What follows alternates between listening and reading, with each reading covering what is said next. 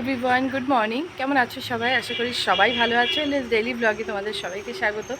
তো যাই হোক, সকাল সকাল উঠে পড়েছি। আজকে রান্নাবান্নার ঝামেলা নেই। আজকে হচ্ছে দশহরা। তো দশহরায় যারা যারা আর কি ষষ্ঠীতে গিয়েছিল দশহরায়, তাদেরকে অসংখ্য অসংখ্য শুভেচ্ছা ও ভালোবাসা আমার তরফ থেকে।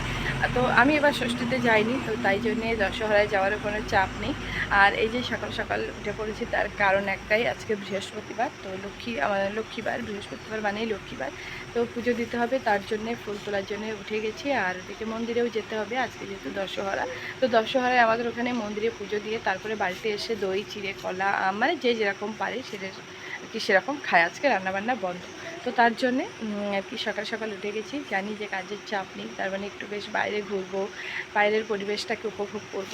তো চলো, ব্লগটা দেখতে থাকো, আশা করি ভালো লাগবে। আর তোমরা কে কী করছো অবশ্যই আমাকে কমেন্ট করে জানিও।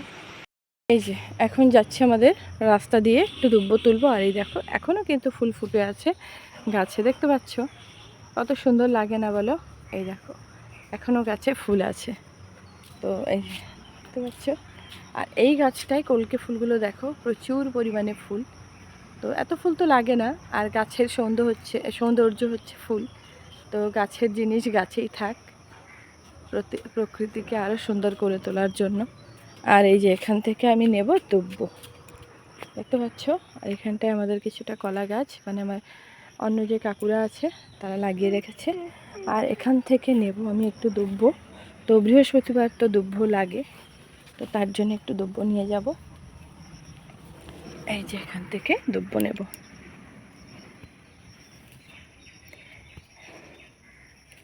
এই যে দেখো কত সুন্দর, একদম টাটকা টাটকা দুব্ব, মানে কত সুন্দর দেখো, খুব সুন্দর, দেখেছো?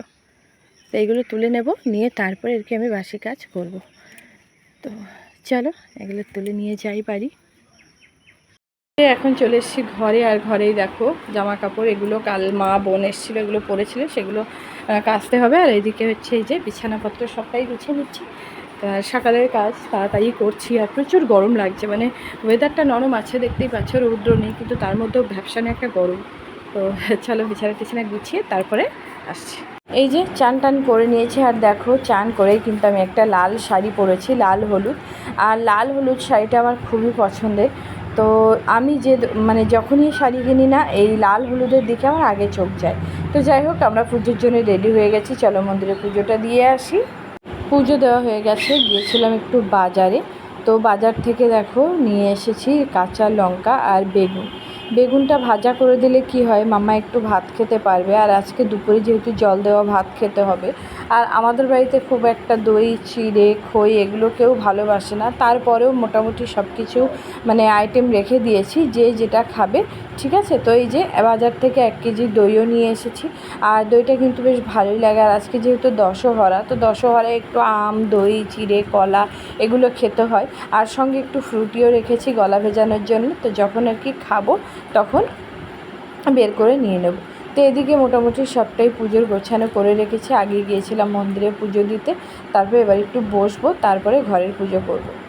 এই যে মন্দিরে পুজো দিয়ে এসেছি, চান টান করে মন্দিরে পুজো দিয়ে এসে তারপরে এই যে আর কি ওর ভাত দিয়ে দিয়েছি। ও যেহেতু জল দেওয়া ভাত খায়, তার কারণ ও দই, চিড়ে, খই এগুলো খেতে পারে না। ঠিক আছে? তো তার জন্য ওকে জল দেওয়া ভাত রাত্রে করে রেখেছিলাম, সেটাই দিয়ে দিয়েছি। আর এখন করব ঘরে পুজো, মানে মন্দিরে পুজো দিয়ে এসেছি, ঘরে পুজো করবো। আর বাইরের ওয়েদারটা আজকে বেশ ভালো, তার কারণ মানে খুব একটা রৌদ্র নেই, হালকা বেশ হাওয়া লাগছে, রৌদ্রটা একদম কম। তো বেশ ভালোই লাগছে। তো ভাবলাম চলো পুজো দেওয়ার আগে একটু বসে নিই, মানে বসে তারপরে যাব ঠাকুর ঘরে পুজো দিতে। তো তারপরে এখনও খাওয়া দাওয়া আছে, সকাল থেকে কিছুই খাওয়া দাওয়া হয়নি। তো মন্দিরে পুজো দিতে যাব, সেজন্য উপোস ছিলাম, মানে পুজোটা দিয়ে এসে তারপরে আর কি এই যে এখনও ঘরে ঠাকুরকে মানে সেবা দেব, তারপরে খাওয়া দাওয়া করব। তো চলো একটু বসে পুজোটা দিয়ে নিই। এখন বিকাল। তো চলো বিকালে তোমাদের সঙ্গে একটা ছোট্ট জিনিস আমি শেয়ার করি। এটা হচ্ছে একটা ইয়ারবাডস, এটা আমি ফ্লিপকার্ট থেকে অর্ডার করেছিলাম। তো এই যে এসছে, তো ভাবলাম চলো তোমাদের সঙ্গে একটু শেয়ার করি। তো কেমন হয়েছে একটু কমেন্ট করে বলো তো। তো মাঝে আমি একদিন অর্ডার করেছিলাম, এটার মানে শুধু কভারটা এসেছিলো, তো আমি রিটার্ন করেছিলাম। রিটার্ন করার পরে তারপরে দেখো এটা একদম ঠিকঠাক এসছে। তো এটা আমার খুবই পছন্দের জিনিস। আর আমরা যারা ছোটোখাটো ব্লগার, মানে ভিডিও করি বা রিলস করি, এটা কিন্তু আমাদের দরকার হয়। তো ভাবলাম চলো একটু নিয়েই নিই। আর এই জিনিসটা নেওয়ার পেছনে অনেকটা ক্রেডিট আমার মেয়ের। মানে আমার মেয়েই বলতো যে মা নিয়ে নাও, তো ওই আমাকে এটা আর কি পারচেস করে দিয়েছে।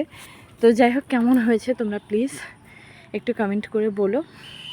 তো চলো এবার পুজোটা দিয়ে দিই। ঠাকুরকে কিন্তু আমি সন্ধ্যা প্রদীপ দেখিয়ে দিয়েছি। আর কেমন হয়েছিল দুপুরের সাজানোটা, আমার ঠাকুরকে আমি সাজিয়েছিলাম, দেখো খুব সুন্দর লাগছিল তাই না? আর ফুল দিয়ে সাজালে কিন্তু বেশ ভালো লাগে। তো যাই হোক, চলো রাত্রে রান্নাবান্না করব। সারাদিন তো এই যে জল দেওয়া ভাত, চিড়ে দই এগুলো খাওয়া, তো তাড়াতাড়ি রান্না করব আর প্রচুর কষ্ট হচ্ছে।